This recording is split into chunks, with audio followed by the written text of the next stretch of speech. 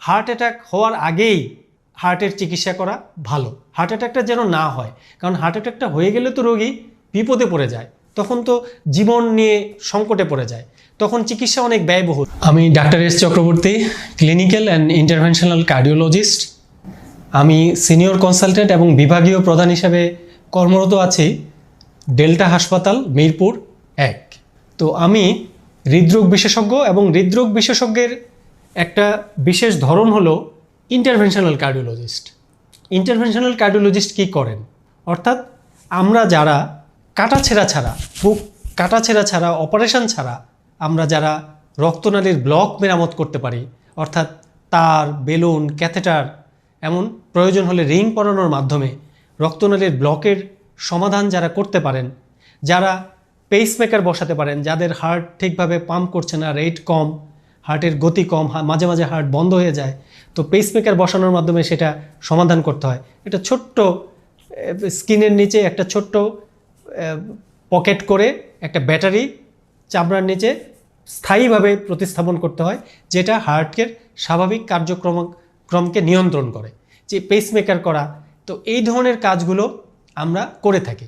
রোগীর হার্ট অ্যাটাকের জরুরি চিকিৎসা, জরুরি ভিত্তিতে যখন এনজিওপ্লাস্টি করতে হয়, যখন মারাত্মক হার্ট অ্যাটাকের অতি জরুরি এনজিওপ্লাস্টি অর্থাৎ প্রাইমারি পিসিআই, সেটাও আমরা করে থাকি ইন্টারভেনশনাল কার্ডিওলজিস্টরা। অর্থাৎ একজন মারাত্মক হার্ট অ্যাটাকে রোগী আক্রান্ত হয়েছে বা যে কোনো হার্ট অ্যাটাকে রোগী আক্রান্ত হয়েছে, তখন কিন্তু তাকে প্রথমে হৃদরোগ বিশেষজ্ঞের কাছে নিয়ে আসতে হবে। তো যেই হৃদরোগ বিশেষজ্ঞ ইন্টারভেনশনাল কার্ডিওলজিস্ট, সেটা কিন্তু রোগীর জন্য আরও বেশি অধিকতর সুবিধাজনক। কারণ কি, যদি রোগীর এনজিওপ্লাস্টি করতে হয় অথবা প্রাইমারি পিসিআই করতে হয়, এনজিওগ্রাম করতে হয়, তখন কিন্তু ইন্টারভেনশনাল কার্ডিওলজিস্ট সেটা করতে পারবেন।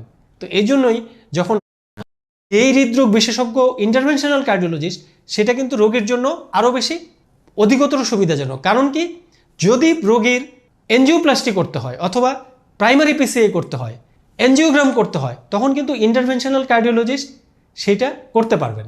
তো এই জন্যই যখন হার্ট অ্যাটাক সন্দেহ করবেন, তখন ইন্টারভেনশনাল কার্ডিওলজিস্টের কাছে যদি প্রথমে এই রোগীকে নিয়ে যাওয়া যায়, এবং যে হাসপাতালে এই ধরনের এমার্জেন্সি চিকিৎসাগুলোর সুযোগ সুবিধা বন্দোবস্ত আছে, অর্থাৎ এই চিকিৎসাগুলি করা হয় ক্যাথ ল্যাবে, ক্যাথেটারাইজেশন ল্যাবরেটরি, যাকে আমরা সংক্ষেপে বলি ক্যাথ ল্যাব। যেমন ডেল্টা হসপিটালে ক্যাথ ল্যাব আছে, অর্থাৎ যেখানে এই এনজিওগ্রাম করা হয়, যেখানে পেসমেকার বসানো হয়, এই সুবিধা এই হাসপাতালে আছে।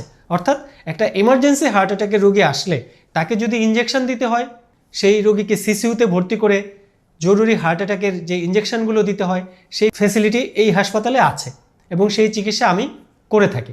আর যদি এমার্জেন্সি এনজিওগ্রাম করতে হয়, এনজিওপ্লাস্টি করতে হয়, বা পরবর্তীতে যে আপাতত ইনজেকশন দিয়ে চিকিৎসা করা হলো, পরবর্তীতে এনজিওগ্রাম করে দেখতে হবে যে এখন ব্লকের কী অবস্থা রয়েছে, সেখানে এনজিওপ্লাস্টি করতে হবে কিনা, রিং পরাতে হবে কিনা, নাকি বাইপাস সার্জারি করতে হবে, সব কিছুর উত্তর জানা যাবে এনজিওগ্রাম করার পরে। তো এই সবগুলো কাজে কিন্তু আমরা ইন্টারভেনশনাল কার্ডিওলজিস্টরা করে থাকি, এবং এনজিওগ্রামের রিপোর্ট দেখার পরেই রিং পরানোর মাধ্যমে চিকিৎসাটা ভালো হবে নাকি বাইপাস সার্জারি করতে হবে, সেই পরামর্শটাও আমরাই রোগীদেরকে দিয়ে থাকি। সবচেয়ে বড় কথা, হার্ট অ্যাটাক হওয়ার আগেই হার্টের চিকিৎসা করা ভালো। হার্ট অ্যাটাকটা যেন না হয়, কারণ হার্ট অ্যাটাকটা হয়ে গেলে তো রোগী বিপদে পড়ে যায়, তখন তো জীবন নিয়ে সংকটে পড়ে যায়, তখন চিকিৎসা অনেক ব্যয়বহুল, সিসিইউতে ভর্তি করতে হয়, সিসিইউর চিকিৎসা ব্যয়বহুল, বা এমার্জেন্সি এনজিওপ্লাস্টির চিকিৎসা, এগুলো ব্যয়বহুল চিকিৎসা। কাজে আমাদের সতর্ক থাকতে হবে, আমাদের যেন হার্ট অ্যাটাক না হয়, আমাদের যেন হার্টের রক্তনালীতে ব্লক না হয়। আমরা এই নিয়মকানুনগুলো আমরা মেনে চলবো, যাতে আমাদের এই দিকে, খারাপ দিকে যেন আমাদের যেতে না হয়। এবং আমরা মাঝে মাঝে আমাদের হার্ট চেক আপ করাবো। তো আমাদের আগে থেকে তো আমাদের জানতে হবে যে কী কী কারণে আমার হার্ট অ্যাটাক হয়, বা কিছু কিছু রিস্ক ফ্যাক্টর রয়েছে, যেমন ডায়াবেটিস, উচ্চ রক্তচাপ, রক্তের কোলেস্টেরল, ধূমপান করা। তো এগুলো কিন্তু আমাদেরকে প্রতিরোধ করতে হবে, এবং এই যে ডায়াবেটিসের চিকিৎসা করাতে হবে, উচ্চ রক্তচাপের চিকিৎসা, এটা আমরা করে থাকি, আমরা হৃদরোগ বিশেষজ্ঞরা এই চিকিৎসা দিয়ে থাকি। অথবা রক্তে কোলেস্টেরলের সমস্যা রয়েছে, খারাপ কোলেস্টেরল বেশি, ভালো কোলেস্টেরল কম, তো সেটার চিকিৎসাও আমরা হৃদরোগ বিশেষজ্ঞরা দিয়ে থাকি।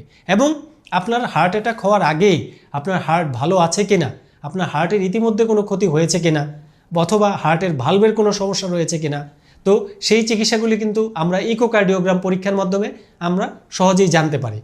হার্ট আপনার ভাল্ব কেমন আছে, বা জন্মগত কোনো ত্রুটি ইতিমধ্যেই হার্টে রয়েছে কিনা, সেটা কিন্তু ইসিজি এবং ইকো পরীক্ষা, ইকোকার্ডিওগ্রাম পরীক্ষা, এক্স রে পরীক্ষার মাধ্যমে খুব সহজেই জানা যায়।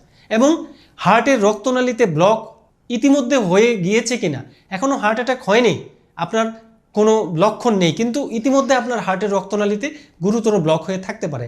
তো সেইগুলোও কিন্তু জানার জন্য আমরা ইসিজি করি, ইকোকার্ডিওগ্রাম করি, ইটিটি পরীক্ষা করি।